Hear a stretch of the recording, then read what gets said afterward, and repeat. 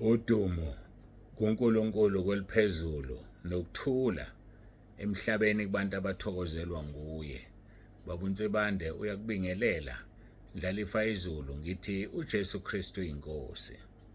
Siyambonga uNkulunkulu wethu kakhulu, siyamdumisa abangcwele kuba siphinde sihlangane namhlanje kulolu suku sizoshare izwi lakhe ngoba lingukuphila liyasiphilisa. Awu ngiyanibingelela nonke ezindaweni zonke ngesivumo sethu uJesu Kristu inkosi. Bangcwele ngiyabonga kakhulu kulabo abalalelile.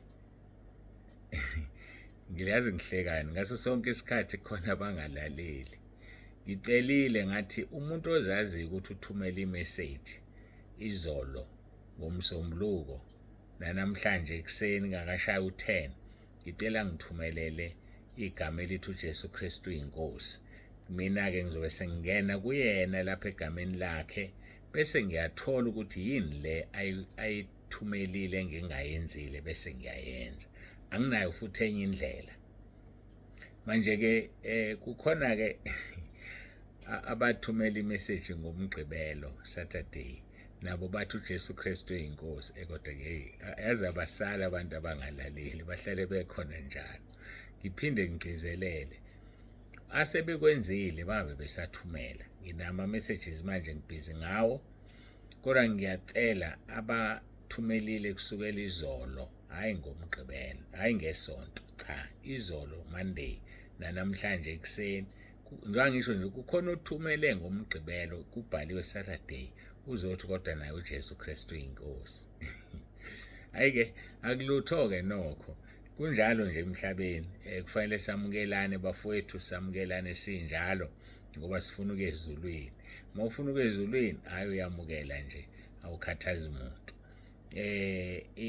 Inkinga nje ke manje kukhona umzalwane wethu ohanjelwe undodana wakhe okusibiza ukuthi ke sizosheshe sisuke namhlanje siphuthume khona nabazalwane sohamba nabo siyokwenza umkhuleko.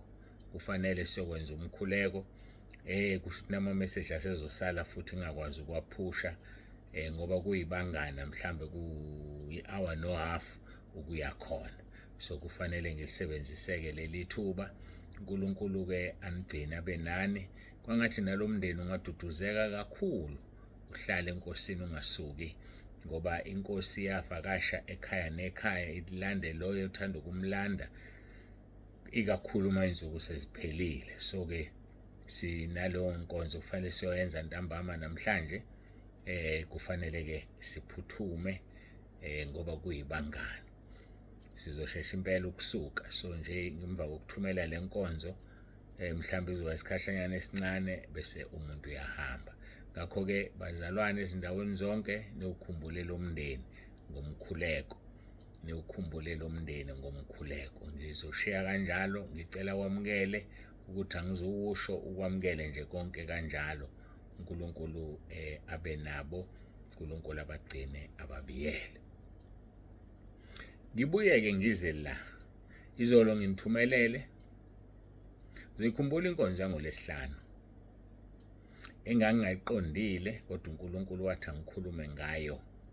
Sakhuluma kakhulu enkonzweni yangoLesihlanu ngothando ngoba kunabazalwane abangakhombisanga ukuba nothando ngePhasika bahlukumeza abanye abazalwane. Bavelile ke baphumela obala laba abazalwane nibazwile bathathu iloyo obeluka nalo obelukwa kanye nalo wacisha ugesi.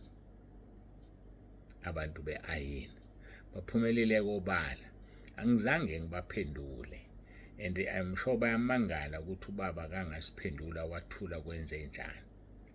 Akuvumanga ukuthi nginiphendule kodwa hayi ngoba ngineqhubu kodwa akuvumanga.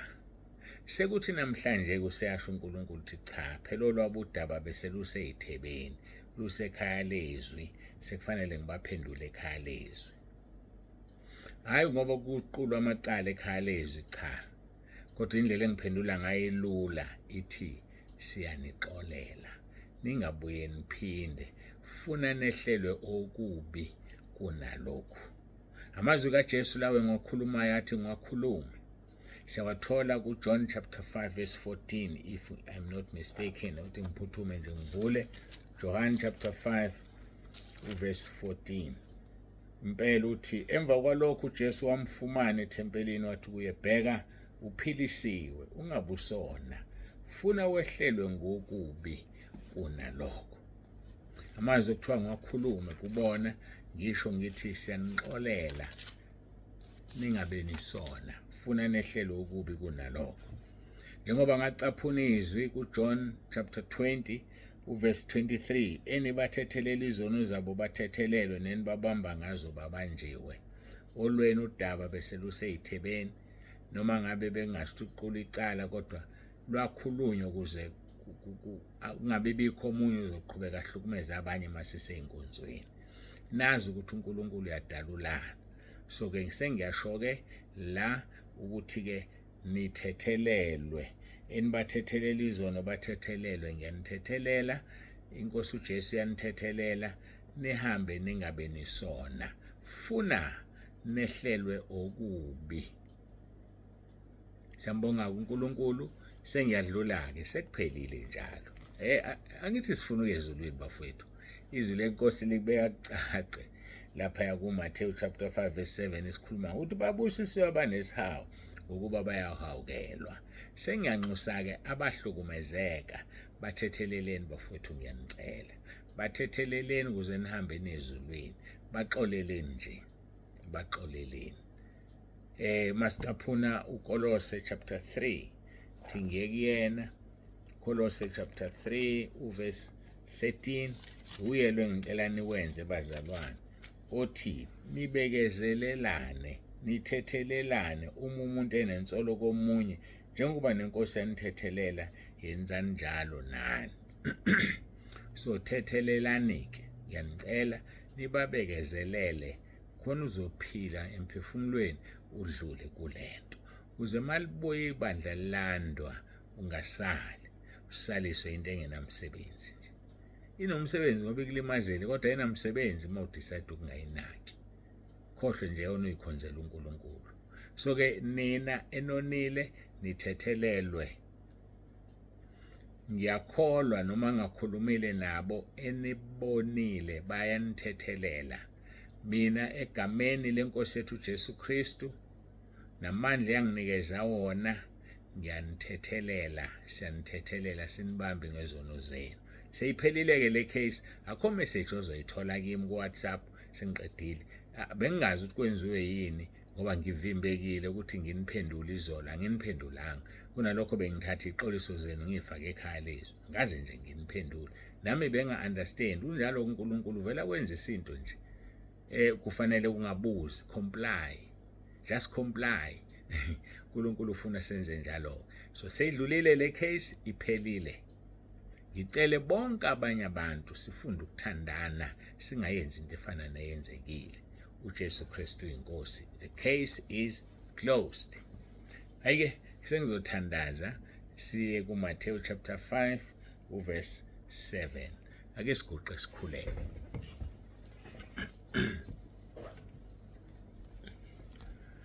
Babongcwele, babolungileyo, uNkulunkulu wethu nomusa, siyathoka phambi kobuso bakho, sibonga ukusithanda kwakho.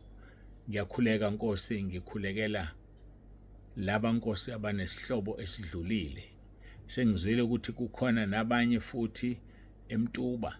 Ngiyacela Nkosi ukuthi ubaduduze, ubaqinise, induduzo ephelele iqhamuka kuwena. Ngiyacela uNkulunkulu wethu, sekuyindawo ezimbili, isemtuba, nanti igama lakho naseqakwini. Iseqakwini laqale khona, sekusemtuba-ke futhi manje. Ngiyakhuleka Nkosi, qinisa ibranch yasemtuba ngoba konke lokhu kwenzeka kuyona, naye lo uqalo seqakwini ubekhonza emtuba undodana wakhe. Ngiyacela-ke Nkosi ududuze ezindaweni zonke, ududuze uNkulunkulu wethu ngoba ngaphandle kwakho asilutho. Induduzo ephelele iqhamuka kuwena. Ngempela uyini umuntu ukuthi umkhumbule, ngoba umlanda ngoba umkhumbulile. bese kuba kumuntu ukuthi yena-ke ubeseredi yini noma bengekho ready. Kodwa khona wena ulenza iphutha umuntu uyamkhumbula. Uyini umuntu kuba umkhumbule na? Sisondela kwena-ke Nkosi, duduza imindeni, baqinise egameni lomfelo wethu uJesu. Siyakhuleka, siyacela, sithi uJesu Kristu inkosi. Iba nabo-ke emalungiselweni onke belungiselela ukufihla ihlobo zabo. Icebo lakho lifezeke elingukuthi ufuna bonke abantu basindiswe, bafinyelele ekulazeni iqiniso. Siyacela-ke Nkosi kube njalo egameni lomfelo wethu uJesu ophilayo. Ngikhulekela-ke Nkosi abebexolisa izolo. Ngiyacela Nkosi ubathethelele, ubageze ngegazi lakho. Nkosi bangaphinde bakwenze. Bazi ukuthi ezwini lakho ushilo wathi funa behlele okubi kunalokho. John chapter 5 verse 14. Ngiyacela Nkosi ubathethelele, ubageze ngegazi lakho. Bafundile isifundo manje ukuthi unguNkulunkulu odalula izinto. UnguNkulunkulu endaweni yakho, awufuni ukungcola, ngoba le ndawo wathi ngcwele. Leli bandla wathi lingelakho Nkosi lingcwele. Ufuna ukuligcina lingcwele. Siyabonga-ke Nkosi, kungabikho namunye ufisa ukuthatha ichance, ngoba uzombeka obala, uzomdalula. Siyacela-ke Nkosi ukuthi ubathethelele, ubahlanze ngegazi lakho. Siyalifafaza phezu kwabo bonke ngoJesu Kristu inkosi yethu. Nkosi, nansi inkonzo, ngiyacela ube phakathi kwethu, ube kanye nathi ngomoya wakho ingcwele, uzambule, ukhulume. uJesu Kristu inkosi. Amen.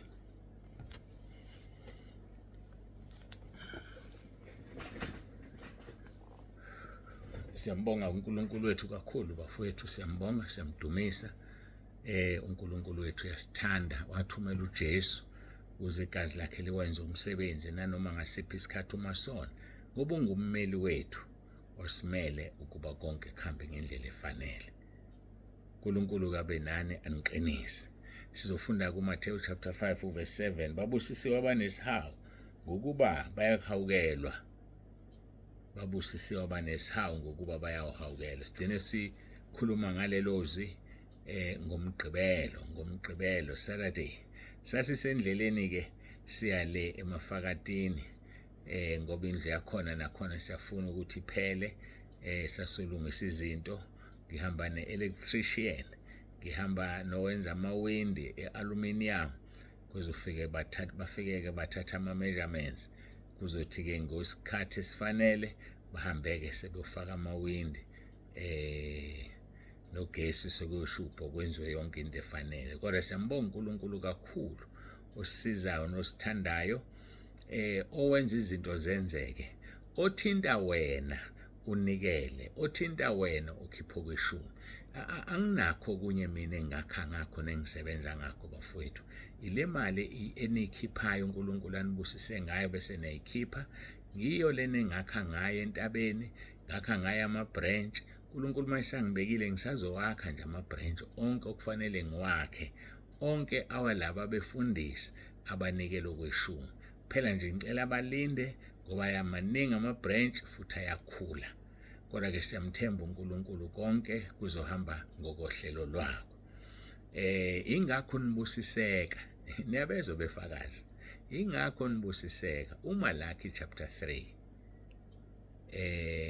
ukhuluma ngomnikelo nangokweshumi. Uthi ngivivinyeni ngemnikelo nangokweshumi nibone uma ngayovula amafasitela ezulwini ngehlisa isibusiso ngapheko kwanele. Ngenisana okweshumi nemnikelo kube ukudla endlini yami. Yezo uthi akube ukudla. Thina-ke sikhonza ukudla kwesisu, kanti ukudla akhuluma ngakho uNkulunkulu kuwu-2. Ukudla komoya nokudla kwesisu. Mina nje nginento engayikhuluma la ekhaya ngizoyibiza ngokuthini. Akekho umuntu ofanele aphume la ekhaya angadlile. Uyakholwa noma akakholwa, mayisengenile umejahile awuyothola noma i-aphula noma amanzi noma yinje azoyithola ahambe egwinyamathe, ngoba kukwamfundisi la. Abazalwane kuze babusiseke kufanele imali yenze umsebenzi kaNkulunkulu. Akube ukudla endlini yakhe, kuphinde kube ukudla endlini yakhe. Bengichaza ukudla kwenyama, akaphuma umuntu la ekhaya engadlile kobe mhlambe bekunezingane ezincane kakhulu mawuphuma wangadla kodwa makunabantu abadala ngacela nje ukuthi akekho kufuneka aphume engadlile uyakhipha okweshumi noma akakhiphi yikho ke bebusiseka abazalwane. Number 2, uma sakha izindlu ngokweshumi singasho ukuthi sicela imali yesakhiwo kodwa sakha izindlu, angithi indlu mayisiphelile kuzongena abazalwane badla ukudla kamoya kushunyayelwe, isenza umsebenzi ofanele. Uma sihamba siyoshumayela sihamba ngakho lokhu kweshumi ngoba sihambisa ukudla komphefumulo lapho siyakhona. Useyibona lento? So alikho iphutha lapho. Iphutha lisekuthenini uNtsibanda azicebise ngemali yenu, uNtsibanda ayidle, uNtsibanda ayibhenki ayibeke, ajabulelise nemali enkulu ebhenki kanti akusiyona eyakhe kaNkulunkulu. Yikho ke nibusiseka mina ngenza njengokwezwi. Kwezinye indawo ngiyengizwe ukuthi banicela imali kapetrol bathi bayahamba endaweni ethile bacela umphako bacele lokho anikhipheke nani. Hawu bazalwane, hayi angiyazi iminikele engaka mina. Thina sikhipha okweshumi sohamba ngakho siyoshumayela sakhe izindlu zabazalwane bezokhonza badlizwi. Uma ufikile waNtsibanda ungahamba ungadlile ukudla kwesisu, ilokhu uNkulunkulu akakufunayo bese liyadunyiswa igama lakhe. Bese uyabusiseka wena ngoba imali yakho angiyiqhaphazi. Imali yakho yenza lokho okusho yizwi. Singayenza kanjani indaba ukuthi sithi sakha ngokweshumi bese sithi sicela nikhiphe imali yesakhiwo? Cha. Kodwa uma uNkulunkulu esekubekile kuwena ikhiphe ngoba ukubekile uyazi ukuthi lokhu kweshumi okukhona kudinga wena uphinde unezezele ngemali yesakhiwo. Angizela ukuthi ningiqonde ningi-understand ukuthi akukho wrong ukukhipha imali yesakhiwo. Akukho wrong ukukhipha uhamba vangeli ngoba sengithe sihamba ngokweshumi. Ngoba usuke ebonile yena ukuthi akunezezeleke kuhanjwe ngohamba vangeli ngoba kufuna okweshumi kungenele uyamgodi noma lapha la kwakhiwa khona. So ileyo nto nje mina ngifundiswe bese ngithi Nkosi uthi lokho asenze kanjani abese yakhuluma bese senza kanjani. Bese wena unjani wena ukhipha imali ubusiseke. Wona khiyo kwenza ubusiseke lo. Uthi ubaba uNtsibanda imali yakho yenzisa lokho kufuna uNkulunkulu ngoba nami ngisazophendula ukuthi ngenzani ngale mali. Nansi inkonzo zidominatewa ezinye izinto. Kulungileke kusho ukuthi uNkulunkulu bethanda ngidlule lapho khona abantu bezocala. Yingakho ke ngizama ngawo wonke amandla ukuthi noma abantu sebebaningi itholeni imkhuleko. Nawo ongazange unikele ulalela umkhuleko wokweshumi ngoba mhlawumbe uzokwenza uNkulunkulu uthinteke bese nawe uyakungenisa okweshumi bese uyabusiseka bangabusiseki bodwa. Kanti futhi uma ungathintekanga akunalutho kukhululeka uyikhonzela uNkulunkulu. Ngeke umuzo kwaNtsibanda umntwana elokho nifundekela ngemali. Cha, ngifundekelani ngemali mina ngitshela uNkulunkulu ukuthi Nkosi nansi project. Uthe igold nesilver lingelakho ngicela imali bese ngivala umlomo wami. Athinte abamlalelayo bakwenze lokho bese beyabusiseka. Ilokho kuphela esikwenzayo ekhaya lezwi nasentabeni yendlu kaJehova kuyabonelelwa. Uthi kuverse 7 kaMathewu chapter 5 babusisiwe abanesihawu ngokuba bayahawukelwa. Uma usuhawukelwe-ke nawe hawukela phela. Ngathi usuhawukelwe wena nawe phela hawukela. Awu kodwa bakithi bayathanda abantu ukuhawukelwa kodwa abafuni ukuhawukela abanye abantu. Mufunda incwadi kaJuda sesithi uchapter 1 ngoba inayi chapter uverse 22 no23 lithi izwi leNkosi abanye abangabazayo nibahawukele. Bafowethu asibahawukeleni abantu abangabazayo, including laba kubaleka nalabo abafaka ama-emoji.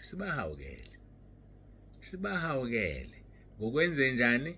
Ngokubabhalela sibatshele bafaka ama-emoji. Yazi ukuthi uma ungamtshela umuntu ukuthi ufake i-emoji awumhawukeli, mtshele ngoba wonile khona ezophenduka. Uma engafuneki ukuphenduka kwakhe igazi lakhe ngeke libuzwe. Yazi ukuthi ngempela ninaki lento khona igazi labantu elizobuzwa kenina eniwabonile ama-emoji nathula. Uyibonile i-emoji wayithinta yavele thekabani noma kwavela inamba wasuyathula. Igazi lomuntu lizobuzwa kuwena mayingaphendukanga. Ngcono wena uyenze inkonzo umtshele kusale ngakuyena.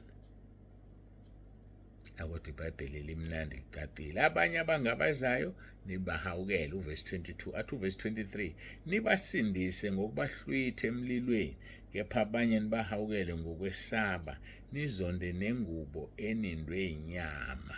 Nibahawukele ngokwesaba nizonde nengubo enindwe inyama.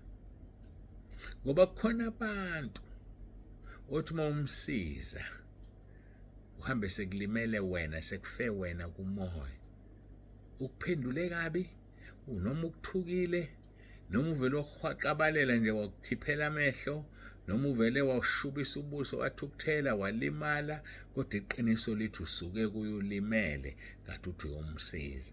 Lithi iBhayibheli nibasindise ngokubahlwitha emlilweni lapho, kepha abanye nibahawukele njengokwesaba nizonde nengubo enindwe inyama. Uxolo.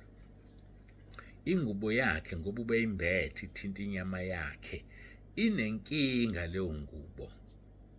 Hayi ngokugcina inkosi mhlambe soqhubeka lapho ngomso sichaza ukuthi inenkinga kanjani leyo ngubo na. Kodwa nje ingubo enindwe inyama kanoma ubani isukisini yiloyo muntu. Angiphinde, ingubo enindwe inyama kanoma ubani isukisini leyo muntu.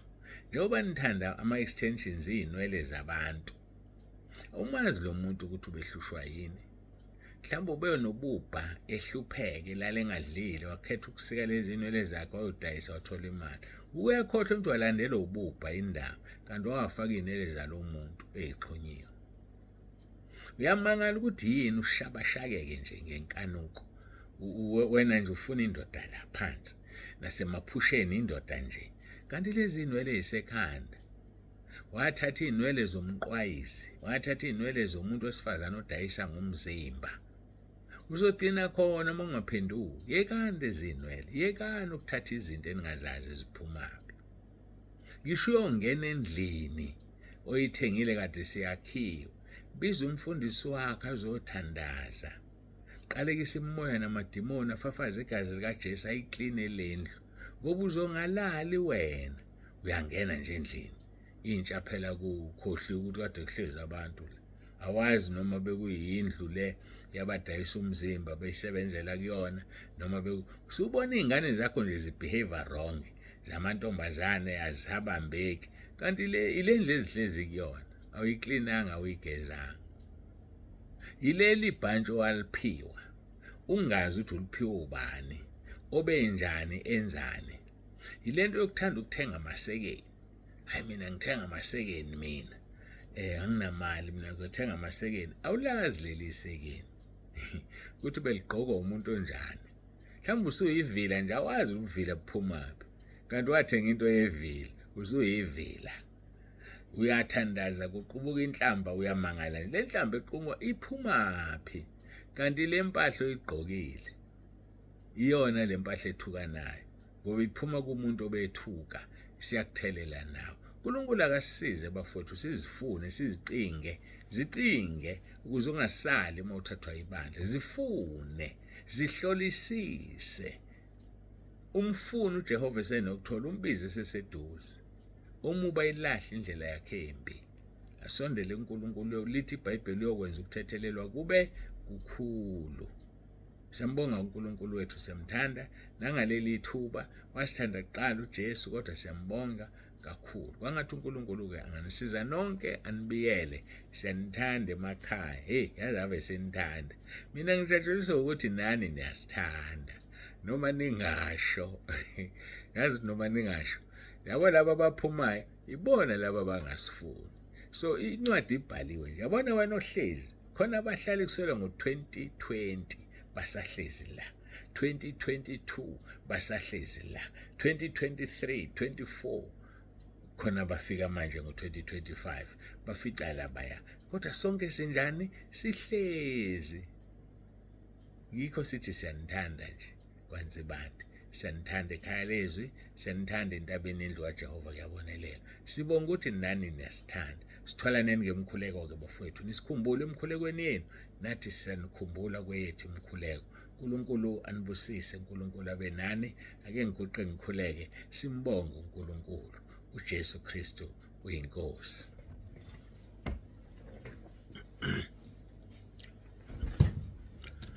Babegameni lomfelethu uJesu ophilayo, uNkulunkulu wethu nomusa, siyabonga uthando sithande ngalo, siyabonga Nkosi ukuhlanganyela kanye nawe kule nkonzo, sizwela ukukhona bakho.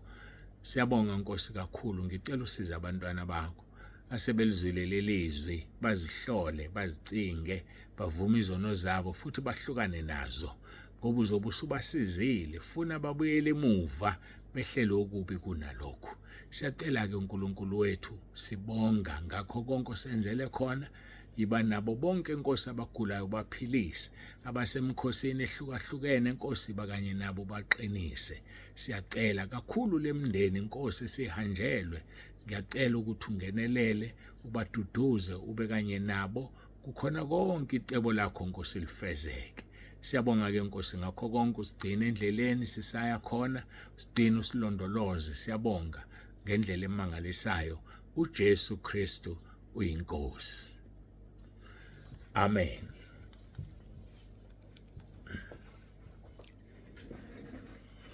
Siyambonga-ke kakhulu uNkulunkulu wethu, siyamdumisa abangcwele.